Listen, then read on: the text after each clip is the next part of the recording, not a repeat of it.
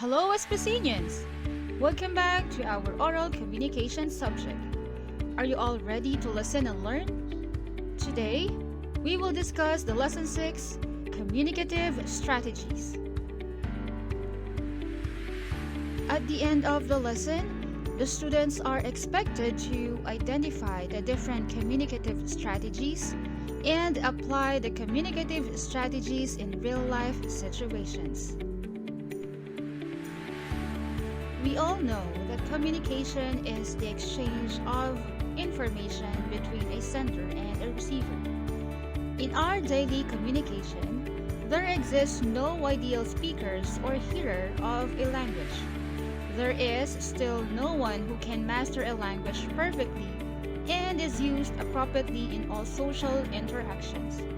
Without doubt, in the process of communication, we may come across a great number of problems.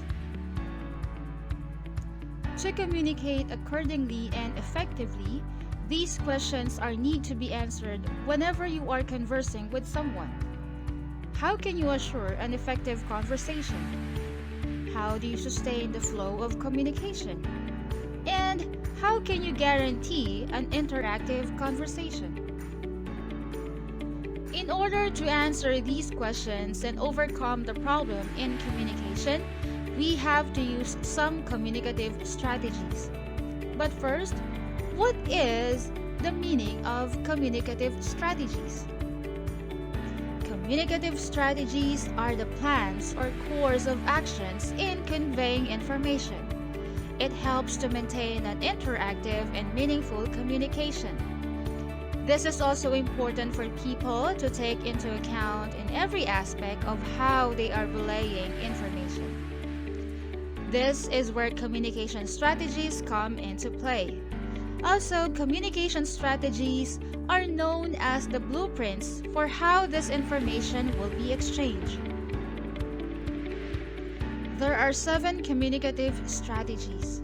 The first one is nomination, the second is restriction, third is topic control, fourth is turn taking, fifth is topic shifting, sixth is repair, and 7, termination. The first communicative strategy is nomination. The speaker here starts the conversation by presenting or suggesting a topic to talk about. The speaker also carries out the nomination to collaboratively and productively establish a topic. An example that we're going to use here is a conversation between Beverly and Jane featuring hair crisis. Okay, Jane, can you tell me about proper hygiene? I think it is definitely relevant for you. The nominated topic here is proper hygiene, and it's also because Beverly was the one who started the conversation. The second communicative strategy is restriction. It refers to the limitation of the speakers to talk about another topic other than the nominated topic, like when communicating in the classroom, in a meeting, or while hanging out with your friends. You are typically given specific instructions that you must follow. These instructions confine you as a speaker and limit what you can say. Let us see the example on the next slide.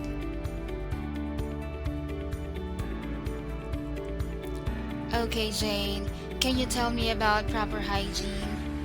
I think it is definitely relevant for you. But let us just focus on the hair hygiene, not other stuffs like facial care, if that's what you wish. On this, facial care is the restricted topic as the speakers wants to focus talking about hair hygiene specifically. The third communicative strategy is topic control. This pertains on the process of sticking to a topic all throughout the conversation. The manner of explicating the information or topic being talked about in the conversation. There is also a code of behavior behind establishing and sustaining a productive conversation, but the primary idea is to give all communicators a chance to speak. Okay, Jane, can you tell me about proper hygiene? I think it is definitely relevant for you. But let us just focus on the hair hygiene, not other stuff like facial care. If that's what you wish. Okay, now what can you tell me? Well, daily washing of your hair is actually a healthy practice for your hair and one of the hygienic practices and maintains proper sanitation for a lady. The topic control here is the second speaker talks about the topic by giving information to give the speaker a clear understanding of a nominated topic. The fourth communicative strategy is turn taking. This is giving other speakers the chance to take the conversational floor. It is also done by addressing the speaker politely to speak in the conversation. To acknowledge others, you may also employ visual signals like a nod, a look, or a step back, and you could accompany these signals with spoken cues such as, "What do you think?" or "You wanted to say something?"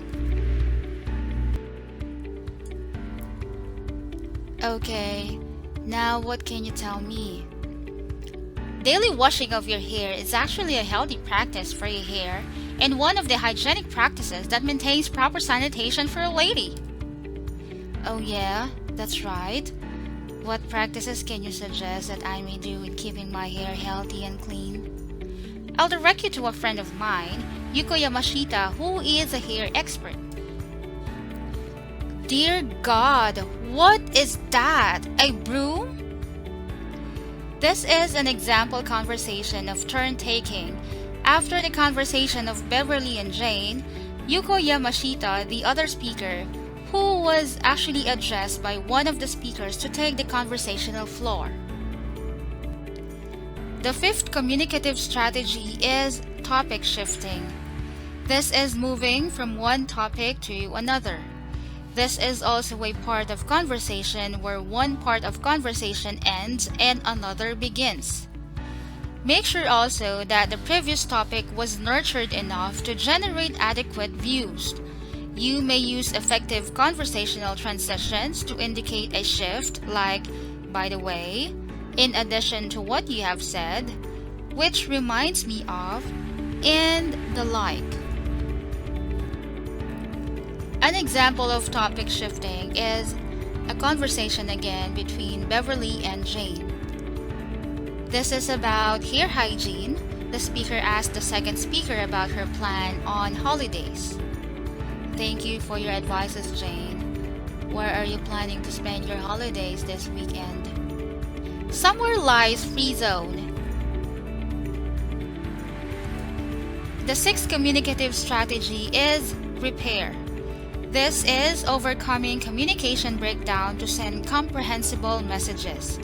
This is also refers to how speakers address the problems in speaking, listening, and comprehending that they may encounter in a conversation.